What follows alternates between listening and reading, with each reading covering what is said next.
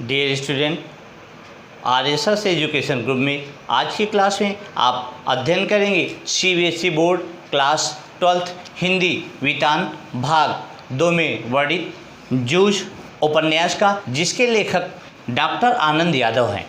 जूझ रचना है मराठी प्रसिद्ध उपन्यास डॉक्टर आनंद यादव की बहुचर्चित उपन्यास का एक अंश। इस उपन्यास में डॉक्टर आनंद यादव ने एक किशोर के भोगे गए गंवई अर्थात गांव के ग्रामीण परिवेश से उसने जो अनुभव किया था का वर्णन इस रचना के माध्यम से किया गया है। इस उपन्यास में जीवन का मर्म स्पर्शी चित्रण तो किया गया ही है, किंतु अस्त व्यस्त अलमस्त निम्न वर्गीय समाज में लड़ते जूझते किसान मजदूर की भी अनूठी संघर्षमय झांकी को प्रस्तुत किया गया है। इस रचना में दिए गए प्रत्येक अंश को बखूबी यहाँ लेखक ने दर्शाने का भरसक प्रयत्न किया है।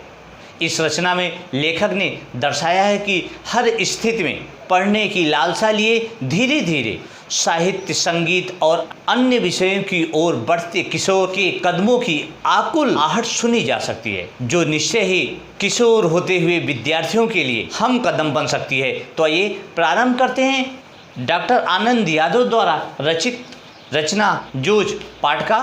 जूझ पाठ के प्रारंभ में लेखक ने पाठशाला न जा पाने के लिए तड़पने वाले उस छोटे से बच्चे का वर्णन किया है, जो एक निम्न परिवार में एक किसान के घर में ने पठन पाठन की क्रिया को पूर्ण करने के लिए तड़प रहा था, लेकिन दादा के सामने खड़े होकर यह कहने की हिम्मत नहीं होती थी उसकी कि मैं पढ़ने जाऊंगा। देखिए दादा कौन थे?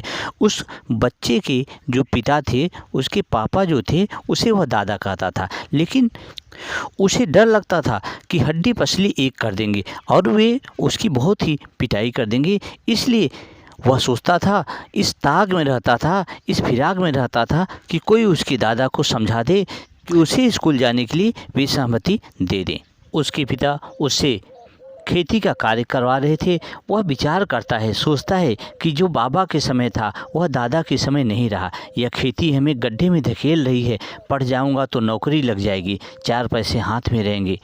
और इस तरीके से वो विचार करता है कि पढ़ लिखने के बाद मैं कोई अपना धंधा, कोई कारोबार कर सकूंगा। तो अंदर ही अंदर इस तरह के विचार उसके मन में पनपने लगे। इस प्रकार दीपावली बीत गई और धीरे धीरे उसके यहाँ गन्ने की पेराई कोल्हू चलने लगे, क्योंकि उसके दादा कोल्हू की पेराई ज़रा जल्दी चालू कर देते थे।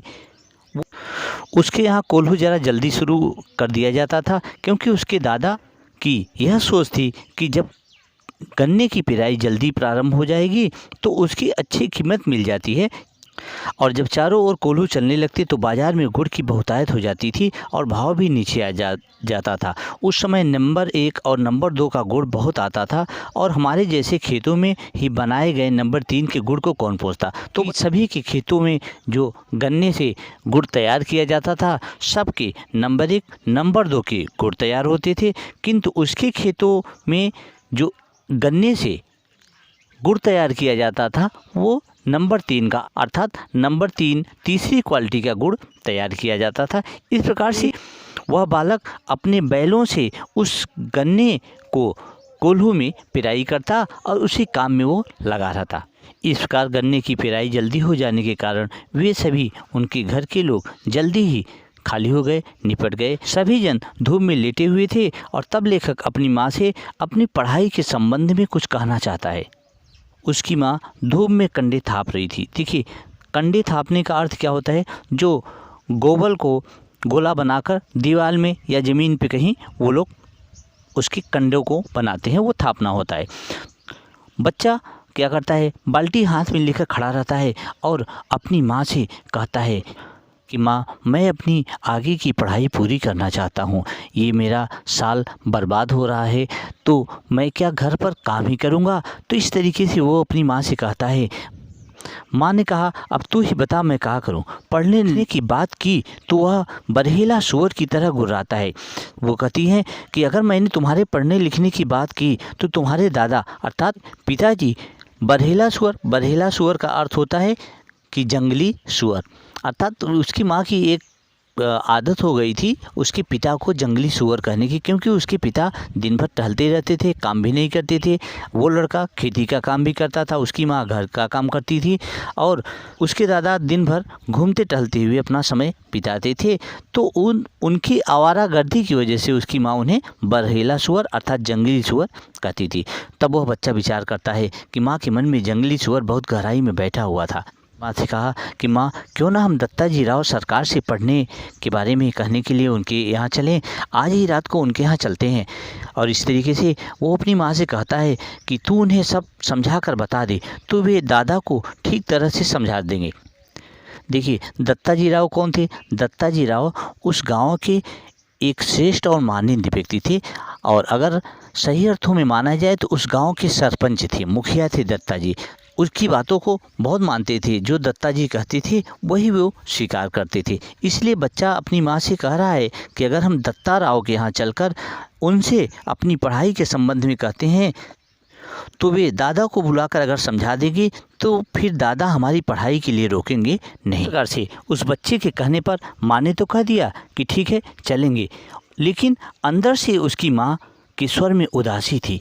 बच्चा कहता है उसकी माँ उसका मन रखने के लिए ऐसा बोल चुकी थी, और वह यह भी जानता था उसकी तड़पन वह समझती थी। 7वीं तक पढ़ाने की उसके मन में तैयारी थी, लेकिन दादा के आगे उसका बस नहीं चलता था। इसी रात वे दोनों माँ बेटे दत्ता राव के यहाँ जाते हैं। दत्ता राव से उसकी माँ सारी व्यथा सुनाती है, और इस प्रकार से दत्ता राव ने उन्हें विश्वास दिला दिया कि तुम लोग जाओ, और जब वह आ जाए तो उसे मेरे पास भेज देना, और उसके पीछे से घड़ी भर बाद इस बच्चे को भी तुम, इस छोकरे को भी भेज देना। जाते दत्ताजी ने कहा ठीक है, जो मुझसे हो सकेगा वो मैं तुम्हारे लिए करूँगा, लेकिन यह ध्यान रखना कि जब मैं तुम्हारे पिता को बुलाऊंगा तो उसके सामने तुम निडर होकर साफ साफ उत्तर देना, डरना नहीं। और इस प्रकार वे दोनों माँ बेटे घर लौट आते हैं। 1 घंटे बाद जब उसका दादा कहीं से आता है, तब उसकी माँ कहती है कि साग भाजी देनी देसाई सरकार के यहाँ मैं गई थी। दत्ता राव देसाई जो थे उनके यहाँ बताती है कि मैं साग भाजी देने गई थी, तो उन्होंने कहा कि बहुत दिनों से तेरा मालिक दिखाई नहीं दिया है, खेत से आ जाने पर ज़रा इधर भेज देना। तो इस प्रकार से वे उसके दादा को कह देती हैं कि आपको दत्ता राव देसाई जी ने बुलाया है, और वह उनके पास जाता है। देसाई के बाड़े की बात सुनकर, उसके बुलावा की बात सुनकर दादा अपना सम्मान समझता था और तुरंत उसके पास चला गया। देसाई ने पहले तो उसका हालचाल पूछा, उसके बाद उन दोनों की वार्तालाप होती रही, और कुछ समय बाद वह बच्चा भी दत्ता राव जी के यहाँ पहुँच जाता है। दत्ता राव जी ने उस बच्चे से पूछा उसकी पढ़ाई लिखाई कैसी चल रही है। तब उस बच्चे ने बताया कि उसके पिता ने तो उसकी पढ़ाई छुड़वा दी है। दत्ता राव यह सुनकर उसके दादा के ऊपर क्रोध से भड़कने लगे। वे कहने लगे, इसे क्यों नहीं भेज रहे हो तुम?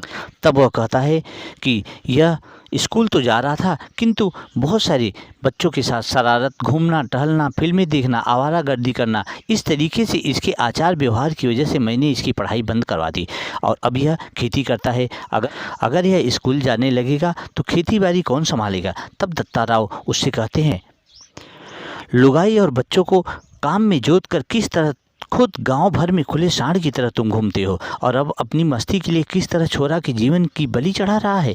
यह सब उन्होंने सुनाया। दादा के हर एक तर्क को दत्ताजी राव ने काट दिया, और बच्चे से कहा कि सवेरे से तू पाठशाला जाएगा, कुछ भी हो पूरी फीस भर दे उस मास्टर की, और मन लगाकर पढ़ाई कर, और किसी भी तरह साल नहीं तुम्हारा जाना चाहिए, इसका ध्यान रख। यदि इसने तुझे पढ़ने नहीं भेजा तो सीधा मेरे पास चला आ, सुबह शाम जो हो सके वह काम कर। इस प्रकार दत्ता जी के डांटने पर दादा ने उस बच्चे की बहुत सारी शिकायतें बताना प्रारंभ कर दिया, किंतु वह बच्चा भी थोड़ा झूठ सही मिलाकर उसने भी कह दिया कि नहीं जी, कभी एक बार मेले में मैंने कुछ पैसे खर्च कर दिए थे, लगा दिए थे, किंतु उसके बाद से मैंने कभी भी ऐसा नहीं किया। दादा के बताने के अनुसार वह अपनी सफाई देने लगा, किंतु उसी समय दत्ता राव जी ने दादा की बात काटकर कहा कि बच्चा है, जो भी उसने किया, लेकिन इस तरीके से उसकी पढ़ाई बंद कराना तुम्हारे अनुसार तो अनुचित है। तो इस प्रकार से वे दादा को समझाते हैं और मुझे जाने के लिए कह देते हैं, और यह भी कहते हैं, आश्वासन देते हैं कि कल से तुम्हें पाठशाला जाना है। बाहर निकलते निकलते मैंने सुना, अरे बच्चे की जात है, एक आध वक्त सिनेमा चला गया तो क्या हुआ, एक आध बार खेलने में लग गया तो क्या हुआ, इस बात पर उसका पढ़ना लिखना बंद कर देना क्या यह उचित है? इस प्रकार से दत्ताराव दादा को समझाते हुए कहते हैं। जब वह बच्चा घर चला आता है तो कुछ समय बाद उसके दादा भी घर आते हैं और उस समय खाना खाते खाते कुछ वचन भी लेते हैं। पाठशाला 11 बजे होती है। दिन निकलते ही खेत पर हाजिर होना है। 11 बजे तक पानी लगाना चाहिए। खेत पर से सीधे पाठशाला तुम्हें पहुंचना पड़ेगा। सवेरे आते समय ही पढ़ने का बस्ता घर ले आना। छुट्टी होते ही घर में बस्ता रखकर सीधे खेत पर आकर घंटा भर ढोर चराना। अब ढोर क्या है? देखिए, उसके पशु थे, जो गाय भैंसे उसने पाल रखा था, वे सब उन्हें ढोर कहते हैं। कभी खेतों से ज़्यादा काम हुआ तो पाठशाला में गैर हाजिरी लगाना है। यह समझ लो मंजूर है कि नहीं। तब वह बच्चा कहता है कि हाँ मुझे मंजूर है। उसके दादा कहते हैं, हाँ देख ले, यदि नहीं आया किसी दिन तो देख, गांव में जहाँ मिलेगा वहीं कुचलता हूँ तुझे। तेरे ऊपर पढ़ने का जो भूत सवार हुआ है मुझे मालूम है, बालिस्टर नहीं होने वाला है, अर्थात कोई बड़ा अधिकारी नहीं हो जाएगा। दादा बार बार कुर कर रहा था और मैं चुपचाप गर्दन नीचे करके खाने लगा था।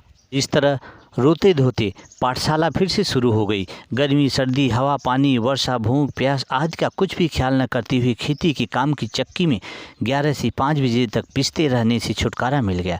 उस चक्की की अपेक्षा मास्टर की छड़ी की मार अच्छी लगती थी, उसे मैं मज़े से सहन कर लेता था। दोपहरी भर की कड़क धूप का समय पाठशाला की छाया में व्यतीत हो रहा था। गर्मी के 2 महीने आनंद में बीत गए।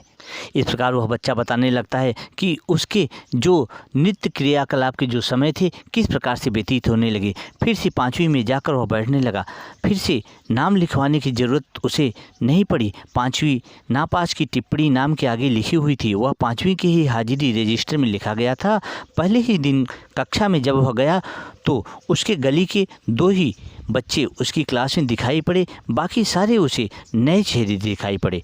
वह सोचता है कि गली के जो 2 बच्चे थे वे उससे कम अकल के बच्चे थे, उन्हीं के साथ आज उसे बैठना पड़ रहा है। यह बात कक्षा में पहुंचने पर उसे समझ में आई। उसका मन खट्टा हो गया।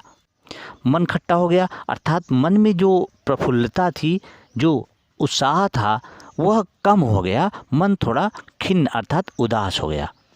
इस तरह वह कहता है कि बाहरी अपरिचित जैसा एक बेंच के एक कोने में वह जाकर बैठ गया।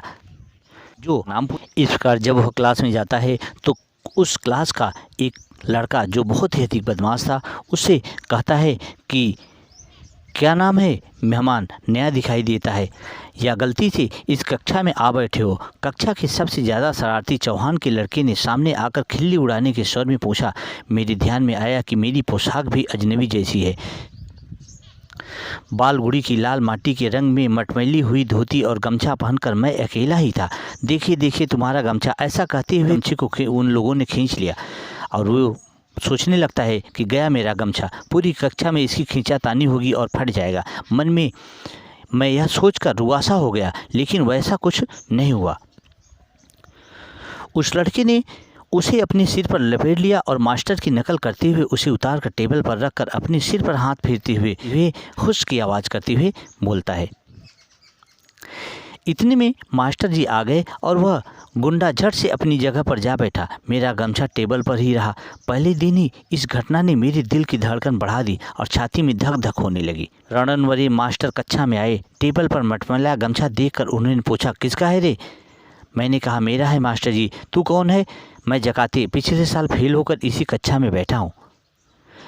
मास्टर जी बोलते हैं, गमछा ले जा। छड़ी से मेरा गमछा उठाकर नीचे डाल दिया और उसे उठाने गया तो कहा, यहाँ क्यों रखा है मूर्खों की तरह? मैंने नहीं रखा। मैं बोलता हूँ, मास्टर जी मैंने नहीं रखा है। उस लड़के ने मेरे सिर से गमछा छीन लिया और यहाँ रख दिया। यह चौहान का बच्चा बिना बाद में उठक पटक करता है, कहते हुए मास्टर जी उस लड़के की ओर चले गए। इस प्रकार से मास्टर जी ने कुछ पूछताछ की। उसके बाद वे पढ़ाने लगे, किंतु बीच की छुट्टी में वे बच्चे मेरी उस धोती की काश को 2 बार खींचने की कोशिश की और इस प्रकार से मैं जाकर एक क्लास के किनारे में बैठ गया। जैसा कि सभी देखते हैं आप लोग, क्लास में अक्सर बच्चे ऐसा करते हैं। कुछ नए बच्चे जब जाते हैं तो जो जूनियर बच्चे होते हैं उनकी हमेशा सीनियर बच्चे रैगिंग करने लगते हैं, तो इस तरीके से उन्हें बहुत अधिक परेशान करते हैं। ऐसा भी इस बच्चे के साथ भी हुआ। इस प्रकार वह घर जाते हुए विचार कर रहा है कि क्लास में, उस कक्षा में सभी बच्चे उसका मजाक उड़ाते हैं और लड़के उसकी धोती खींचते हैं, गमछा खींचते हैं, तो इस तरह कैसे निभाव होगा। नहीं जाऊंगा ऐसी पाठशाला में, इससे तो अपना खेत ही अच्छा है, चुपचाप काम करते रहो। गली के 2 ही लड़के हैं कक्षा में, वे भी मुझसे भी कमज़ोर हैं, वे क्या मदद करेंगे। इस तरीके से वह मन में बहुत उदास हो गया। 4वीं से 5वीं तक पाठशाला अपनी लगती थी, लेकिन अब वह एकदम पराई पराई जैसी लगने लगी। अपना वहाँ कोई नहीं है, ऐसा वो विचार करने लगा। किंतु दूसरे दिन फिर सवेरे उठकर वह अपने पाठशाला चला गया और अपने उस पोशाक में भी उसने परिवर्तन कर लिया। 2 नाड़ी वाली चड्ढी मेखलाऊ रंग की 8 दिन में मंगवा ली। चड्ढी पहनकर पाठशाला में और धोती पहनकर खेत में वह जाने लगा। धीरे धीरे लड़कों से उसका परिचय भी बढ़ गया और उसी कक्षा में कक्षा के एक नए अध्यापक के रूप में मंत्री नामक एक मास्टर आ गए। वे प्रायः छड़ी का उपयोग नहीं करते थे, हाथ से गर्दन पकड़कर पीठ पर घूंसा लगाते थे। पीठ पर एक जोर का बैठते ही लड़का हुक भरने लगता था। लड़कों के मन में उनकी दहशत बैठी हुई थी। इसके कारण उद्यम करने वाले लड़कों को प्रायः मौका नहीं मिलता था। पढ़ने वाले लड़कों को शाबाशी मिलने लगी। मंत्री मास्टर गणित पढ़ाते थे। एक आध सवाल गलत हो जाता तो उसे वे अपने पास बुलाकर बहुत अच्छे ढंग से समझाते थे। एक आध लड़के की कोई मूर्खता दिखाई दी तो वे उसे वहीं ठोक देते थे। इसीलिए सभी का पसीना छूटने लगता। सभी लड़के घर से पढ़ाई करने आने लगे। और तब वह बच्चा बताता है कि उसकी क्लास में बसंत पाटिल नाम का एक लड़का, शरीर से दुबला पतला किंतु बड़ा होशियार था। उसके सवाल हमेशा सही निकलते थे। स्वभाव से शांत, हमेशा पढ़ने में लगा रहता। घर से पूरी तैयारी करके आता होगा। दूसरों के सवालों की जांच करता। मास्टर ने उसे कक्षा का मॉनिटर बना दिया था। हमेशा पहली बेंच पर बैठता, बिल्कुल मास्टर के पास, और कक्षा में उसका सम्मान भी था। इसे देखकर लड़के को यह भी लगता था कि मेरी अपेक्षा वह छोटा था, किंतु फिर भी उसे 5वीं का मॉनिटर बना दिया गया है। जो स्थान उसको मिलना चाहिए था, ऐसा वह विचार करने लगा। और उसे देख देख कर वह भी अपनी पढ़ाई करने लगा और मन लगाकर अपनी कक्षा में, अपनी पढ़ाई में जुट गया। और तब वो कहता है कि इन सभी बातों के कारण मेरा सारा ध्यान पढ़ाई की ओर ही रहा और बसंत पाटिल की तरह ही पढ़ाई का काम मैं भी करने लगा। मैंने अपनी किताबों पर अखबारी कागज़ के कवर चढ़ा दिए, अपना बस्ता व्यवस्थित करने लगा। हमेशा कुछ न कुछ पढ़ने बैठता था। उसने यदि कक्षा में कोई शाबाशी का काम किया तो मैं भी दूसरे दिन वैसा ही कुछ करने लगा। मन की एकाग्रता के कारण गणित झटपट समझ में आने लगा और सवाल सही होने लगे। और इस तरह कभी कभी बसंत पाटिल के साथ साथ एक तरफ से वह, दूसरी तरफ से मैं बच्चों के सवालों को जांचने लगा। इसके कारण मेरी और बसंत की दोस्ती जम गई। एक दूसरे की सहायता से कक्षा में हम अनेक काम करने लगे। मास्टर मुझे आनंदा कहकर बुलाने लगे। मुझे पहली बार किसी ने आनंदा कहकर पुकारा। माँ कभी आनंदा कहती, परंतु बहुत कम। मास्टरों की इस अपनेपन के व्यवहार के कारण, मैं बसंत की दोस्ती के कारण पाठशाला में मेरा विश्वास बढ़ने लगा। और वह बताता है कि उसकी कक्षा में सौंदलगेकर मास्टर पर मराठी पढ़ाने आते थे। पढ़ाते समय वो स्वयं रम जाते थे। विशेषतः वे कविता बहुत ही अच्छे ढंग से पढ़ाते थे। सुरीला गला, छंद की बढ़िया चाल और उसके साथ ही रसिकता थी उनके पास। पुरानी नई मराठी कविताओं के साथ साथ उन्हें अनेक अंग्रेजी कविताएं कंठस्थ थी। अनेक छंदों की लय, गत, ताल उन्हें अच्छी तरह आते थे। पहले वे एकाध कविता गाकर सुनाते थे, फिर बैठे बैठे अभिनय के साथ कविता का भाव ग्रहण कराते थे। उसी भाव की किसी अन्य कवि की कविता भी सुनाते। और तब वह कहता है कि यह सब देखते हुए, सुनते हुए, अनुभव करते हुए मुझे अपना ध्यान भी नहीं रहता था। मैं अपनी आँखों और कानों में प्राणों की सारी शक्ति लगाकर दम रोककर मास्टर के हाव भाव, ध्वनि, गति, चाल और रस पीता रहता था। और इस तरह मैं भी सुबह शाम खेत पर पानी लगाते हुए या ढोर चराते हुए अकेले में खुले गले से वे सारी कविताएं मास्टर के ही भाव और यति गति, आरोह अवरोह के अनुसार ही गाता रहा। उनकी कविताओं के अर्थों से खेलता हुआ मैं आगे पीछे आता जाता था। मास्टर जी जिस प्रकार से अभिनय करते थे, मैं पानी लगाते लगाते वैसा भी अभिनय करता। क्यारियाँ पानी से कब भर गई इसका ध्यान ही नहीं रहता था। मास्टर की चाल पर दूसरी कविताएं भी मैं पढ़ने लगा और इसका पता भी मुझे उसी समय चला। और तब वह कहता है कि इन कविताओं के साथ साथ खेलते हुए मुझे दो बड़ी शक्तियाँ प्राप्त हुई। पहले ढोर चराते हुए, पानी लगाते हुए, दूसरे काम करते हुए अकेलापन बहुत खटकता था। किसी के साथ बोलते हुए, गपशप करते हुए, हंसी मजाक करते हुए काम करना अच्छा लगता था। हमेशा कोई न कोई साथ में होना चाहिए ऐसा लगता था। लेकिन अब अकेलेपन से कोई ऊब नहीं होती। मैं अपने आप से ही खेलने लगा। उल्टा अब तो ऐसा लगने लगा कि जितना अकेला रहूं उतना अच्छा। इस कारण कविता ऊंची आवाज़ में गाई जा सकेगी, किसी भी तरह का अभिनय किया जा सकेगा। कविता गाते गाते मैं नाचने भी लगता था। मैं सचमुच नाचने लगता। मैंने अनेक कविताओं को अपनी खुद की चाल में गाना शुरू किया। अर्थात खुद की चाल का आशय क्या होता है? खुद अपने अंदाज में, अपनी शैली के अनुसार। जैसे किसी कविता की धुन होती है तो उस पर वह स्वयं भी उस प्रकार से गीत बनाकर गाने लगा। इस प्रकार वह बताता है कि वह पहली बार अनंत काडेकर की कविता, जिसकी पहली पंक्ति इस प्रकार है, चांद रात पसरीते पाढ़री गया धरणी वरी, इसको मैंने मास्टर की चाल में अलग अपनी चाल में बिठाकर गाई। यह चाल एक सिनेमा के गाने के आधार पर थी। वह गाना केशव करणी जात नामक छंद में था। उस कविता को मैं मास्टर की अपेक्षा ज़्यादा अच्छा गा लेता था। इसलिए मास्टर जी को मेरा यह प्रयत्न इतना अच्छा लगा कि इन्होंने 6ठी 7वीं कक्षा के सभी लड़कों के सामने मुझे बुलाकर गवाया। पाठशाला के एक समारोह में भी उसे गवाया। इसके कारण मुझे लगा कि मेरे कुछ नए पंख निकल आए हैं। मास्टर जी स्वयं कविता करते थे। अनेक मराठी कवियों के काव्य संग्रह उनके घर में थे। वे उन कवियों के चरित्र और उनके संस्मरण को बताया करते थे। इसके कारण ये कवि लोग मुझे आदमी ही लगते थे। खुद सौंदेलकर मास्टर कवि थे, इसलिए यह विश्वास हुआ कि कवि भी अपने जैसा ही एक हाड़ मांस का, क्रोध लोभ का मनुष्य ही होता है। मुझे भी लगा कि मैं भी कविता कर सकता हूँ। मास्टर के दरवाजे पर छाई हुई मालती की बेल पर मास्टर ने एक कविता लिखी थी। वह कविता और वह लता मैंने दोनों ही देखी थी। इस प्रकार से मैं विचार करने लगा कि कितनी ही ऐसे दृश्य हैं जिन पर मैं कविता लिख सकता हूँ। अपने खेतों पर, अपने ढोरों पर, अपने गाँव पर, तो इस प्रकार के दृश्यों पर मैं कविता लिख सकता हूँ। भैंस चराते चराते मैं फसलों पर, जंगली फूलों पर तुकबंदी करने लगा। उन्हें जोर से गुनगुनाता भी था और मास्टर को दिखाने भी लगा। कविता लिखने के लिए कागज़ और पेंसिल मैं रखने लगा। कभी वह न होते तो लकड़ी की छोटी टुकड़ों से भैंस की पीठ पर रेखा खींचकर लिखता था, या पत्थर की शिला पर कंकड़ से लिख लेता था।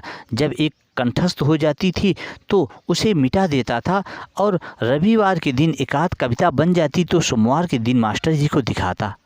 इस तरह वह बताता है कि बहुत बार तो सवेरा होने तक का भी धीरज नहीं कर पाता था। जब वह अपनी नई कविताओं को लिखता था तो उसके अंदर इतना जोश होता था कि वो कविताओं को शीघ्र ही लिखने की कोशिश करता था। और वह कहता है कि बहुत बार तो सवेरा होने तक का धीरज छूट भी जाता था और मैं रात को ही मास्टर के घर जाकर अपनी कविता दिखाता था। वे उसे देखते और शाबाशी देते और मास्टर जी बताते कि कवि की भाषा कैसी होनी चाहिए, संस्कृत भाषा का उपयोग कविता के लिए किस तरह होता है, छंद की जात कैसे पहचाने, उसका लय क्रम कैसे देखे, अलंकारों में सूक्ष्म बातें कैसी होती हैं, अलंकारों का भी एक शास्त्र होता है, कवि को शुद्ध लेखन करना क्यों जरूरी होता है, शुद्ध लेखन के नियम क्या हैं, आदि अनेक विषयों पर वे सहज बातें बताते रहते। और इस तरीके से उसके शिक्षक, उसके मास्टर जी उसे अच्छी कविता की क्या क्या गुण होते हैं वह सीख उसको देते रहते थे, बताते रहते थे। वह कहता है कि उसे अपने प्रति इस प्रकार से मास्टर जी का अपनापन अनुभव स्पष्ट होने लगा। वे मुझे पुस्तक देते, अलग अलग प्रकार की कविता संग्रह देते। उन्होंने कई नई तरह की कविताएं सुनाई तो लगा कि मैं इस ढर्रे पर कविता बनाऊंगा। फिर तो सारे दिन उस दिशा में मेरी कोशिश चलती रही। इन बातों से मैं सौंदर्यकर मास्टर के बहुत नज़दीक पहुंच गया और जाने अनजाने मेरी मराठी भाषा सुधरने लगी। उसे लिखते समय मैं बहुत सचेत रहने लगा। तब वह बताता है कि इस तरीके से मास्टर जी के ऐसे व्यवहार से उसके हाव भाव में परिवर्तन होने लगा और उसने नए नए ढंग से कविताओं की रचना प्रारंभ कर दी। उसे अलंकार, छंद, लय आदि को सूक्ष्मता से वह देखने लगा और मानो उसके अंदर शब्दों का एक नशा चढ़ने लगा और ऐसा लगने लगा कि मन में कोई मधुर बाजा बज रहा हो। तो इस प्रकार इस पाठ में निम्न वर्गीय ग्रामीण समाज और उससे लड़ते जूझते किसान मजदूरों के संघर्ष की एक अनोखी झांकी इस कहानी में प्रस्तुत की गई है, जिसमें पढ़ने की इच्छा लिए एक ग्रामीण किशोर की आकुलता को देखा जा सकता है। तो बच्चों, आशा है यह वीडियो आपको पसंद आई होगी। अगर वीडियो आपको अच्छी लगी हो तो सब्सक्राइब, लाइक और बेल आइकन की बटन को ओके करना ना भूलें और अधिक से अधिक अपने मित्रों को, दोस्तों को शेयर करना ना भूलें। तो आज के लिए बस इतना ही। Thank you so much.